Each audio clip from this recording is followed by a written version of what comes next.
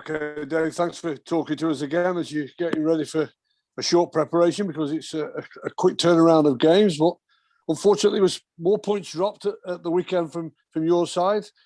You've obviously been thinking about it and must be trying to weigh it all up. What do you think needs to happen just to rectify that, to stop it happening less? It's not just one thing. We know it's just not just one thing.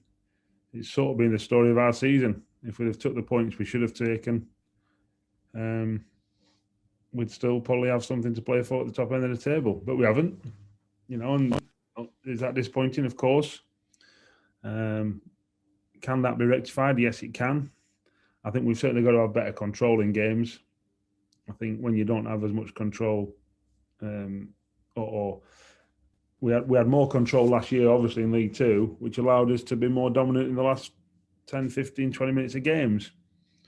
Now, we haven't had that, certainly recently, but it's at times during the season, and it's cost us points. So, then when we have had control in games, Gillingham at home being the great example, Ipswich away being a great example, we took 1 point out of them 2 games when it should have been 6. So when you do have the control, you've got to be more ruthless, and you've got to take the points that you deserve. And when you don't have the control, you've got to make sure you get as many points as you can. And we feel as though we took 4 points away at Rochdale over the 2 games. I'm not sure anyone's going to change my mind either. And them 4 points coupled with Ipswich and Swindon away, Gillingham at home, they're all, there's 10, 15 points there, and that's the difference. Don't get me wrong. We're still evolving. We're still getting used to this league, and this first season back for 4 and all the rest of it. But as a manager, you always want more, and that's certainly an area we can improve on. Is it a certain type of player that you think you need to add? Do you think that might be missing for these type of occasions that pop up? It's never about one individual. It's never about one. It can't be. It's certainly not a club like ours. Is Sergio Aguero going to make us a better team? Yeah, I'm sure he would. But the day he gets injured or can't play because he's 34, where do we go then? We can't be that team. We can't be that. The team that spends £4, £5, £6, £7, £8,000 on a striker that makes differences. Other teams at the top of this division do and can. That's the reality of it. That's the facts.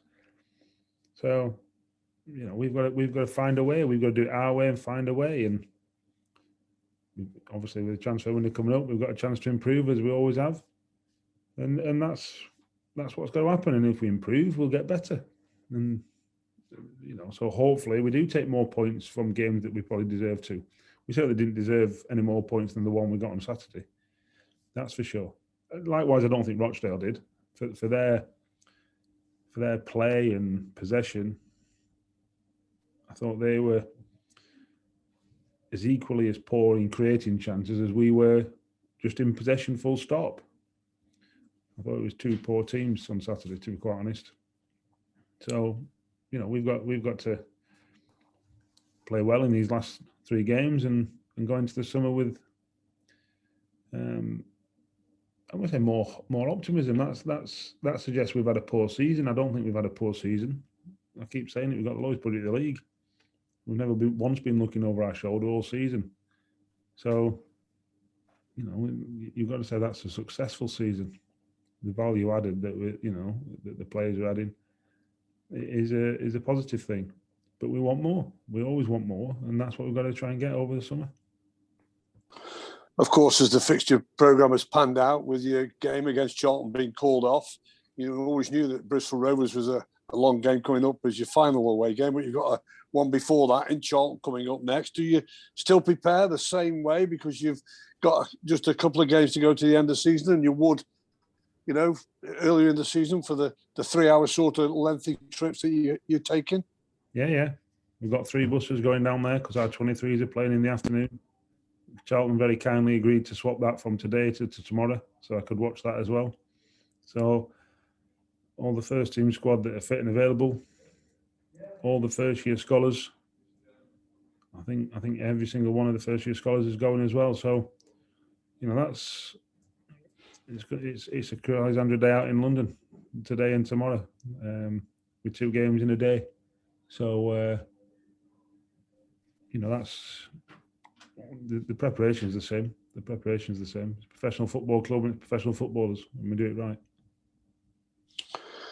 With those 3 games to go, how do you view your role? Does it change any? Has it become a little bit harder? Because, as you quite rightly pointed out, you've never been looking over your shoulder this season. You're up to 59 points and still 3 games to go.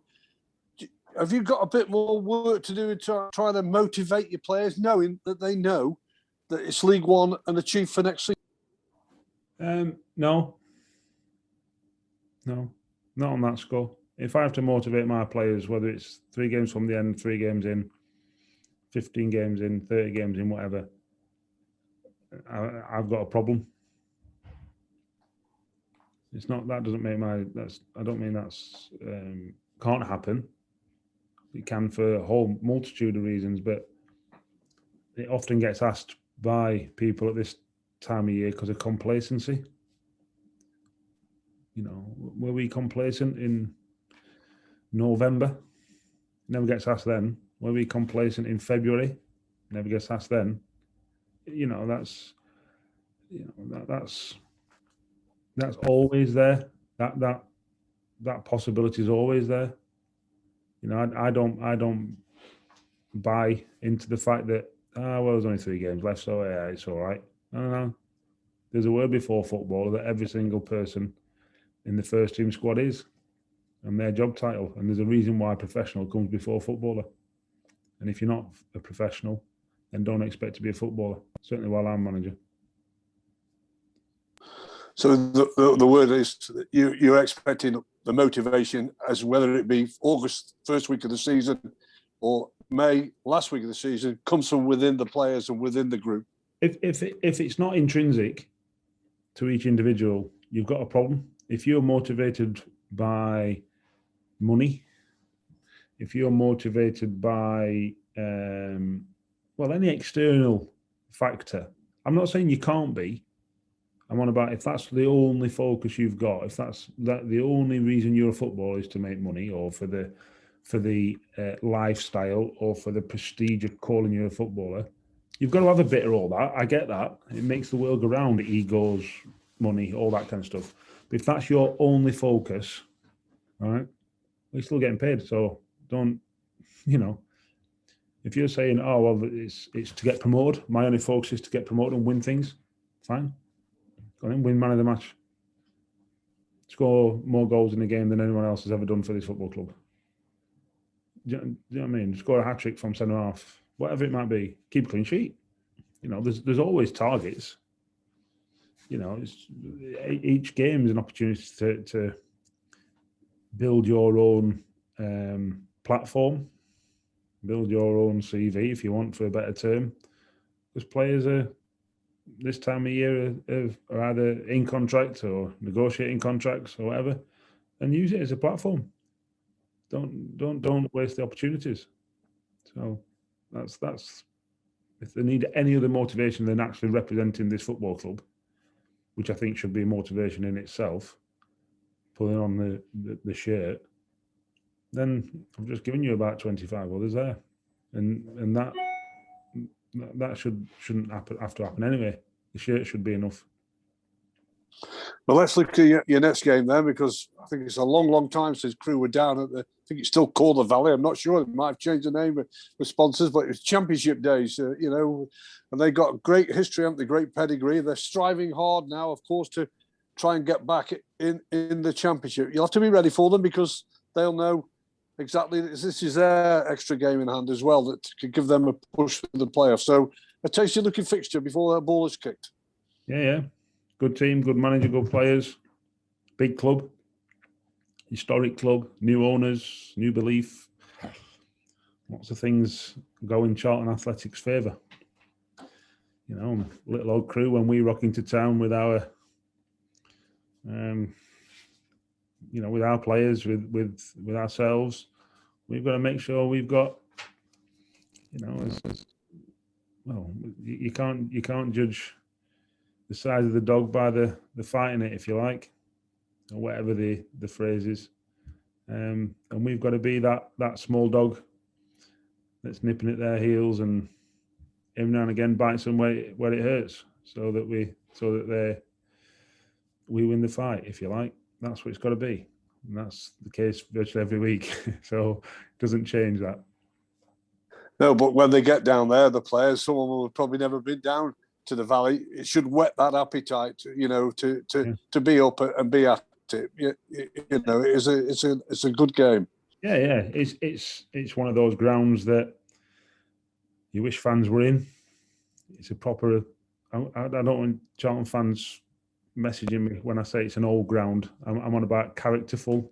I'm on about historic. It's seen more games than anyone dare remember. That's what I mean. It's a proper ground, proper supporters, proper football club. Everything that the European Super League doesn't recognise.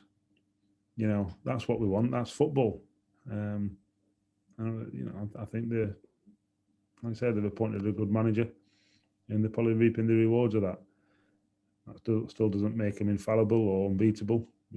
Obviously, Peterborough beat them on Saturday, so we've got to go there and give a good account of ourselves and try and win the game.